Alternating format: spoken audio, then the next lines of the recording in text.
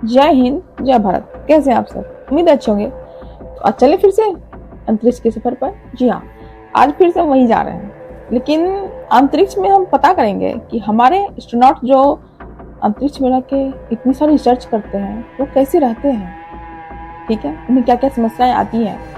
और आज हम एस्ट्रोनॉट्स के बारे में बात करेंगे। जी हाँ, उनके फैक्ट्स के बारे में। और बात करना ज़रूरी भी है क्योंकि वो हमारे लिए ही तो अंतरिक्ष में रहकर इतना रिसर्च कर रहे हैं। सबसे दूर कैसे रहते हैं वो, उनको क्या क्या समस्याएं होती हैं, चलिए उनके बारे में बात करते हैं। तो चलते हैं पहले फैक्ट्स की ओर।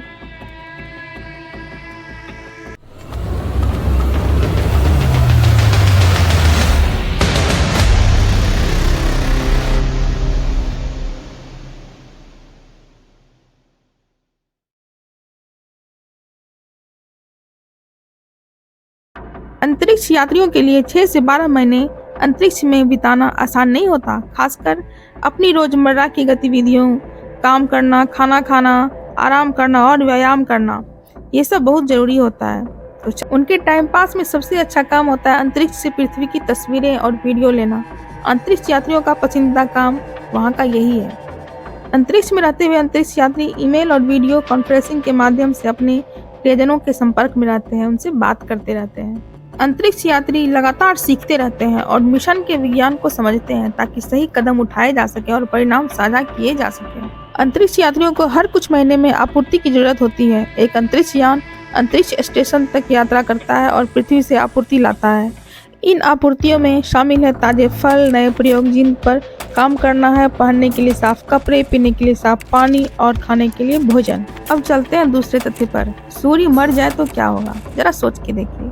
इंसानों जीव जंतुओं की तरह सूर्य को भी एक न एक दिन नष्ट होना है, ये तो बहुत बड़ा सच है। लेकिन सोचिए, ऊर्जा देने वाला सूर्य अगर बुझ जाए तो धरती पर क्या होगा। वैज्ञानिकों का अनुमान है कि करीब 5 अरब वर्षों के बाद ऐसा होगा। सूर्य बुझने के 8 मिनट बाद धरती पर पूरी तरह अंधेरा छा जाएगा। अगर रात का समय हो तो आप पाएंगे कि चंद्रमा अचानक से गायब हो गया है। सूर्य की गर्मी के बिना पृथ्वी शीघ्र ही बहुत अधिक ठंडी जगह बन जाएगी। धरती का औसत तापमान 2 हफ्ते के भीतर 0 डिग्री फ़ारेनहाइट से नीचे चला जाएगा। एक साल में धरती का तापमान 100 डिग्री फ़ारेनहाइट से गिर जाएगा। महासागर जम जाएंगे, इंसान जीव जंतु सब नष्ट हो जाएंगे। धरती बर्फ का गोला नजर आएगी, यानी कि सिर्फ बर्फ ही बर्फ। अब चलते हैं तीसरे फैक्ट्स पर। कौन है उपग्रहों का ग्रैंडफादर जो धरती पर गिरने वाला है? यूरोपीय स्पेस एजेंसी ने 1995 में ERS-2 नाम के एक सैटेलाइट को लॉन्च किया था। यह उस समय का सबसे आधुनिक उपग्रह था जिसमें जमीन, समंदर और हवा में होने वाले बदलावों को मापने वाले उपकरण लगे हुए थे। इस उपग्रह ने साल 2011 में काम रोक दिया था, जिसके बाद यह पृथ्वी के करीब आ रहा है। अब यह उपग्रह किसी भी समय अनियंत्रित होकर वायुमंडल में दाखिल हो जाएगा। यह उपग्रह 2 टन वजनी है जो पृथ्वी पर गिरकर तबाही मचा सकता है। स्पेस एजेंसी ESA का कहना है कि इसका बड़ा हिस्सा पृथ्वी पर पहुंचने से पहले ही जल जाएगा।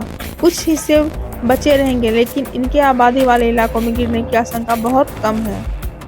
अब चलते हैं चौथे तथ्य पे। आपने स्कूल और ऑफिस में ग्लोब जरूर देखा होगा। क्या आप जानते हैं दुनिया का पहला ग्लोब किसने बनाया था?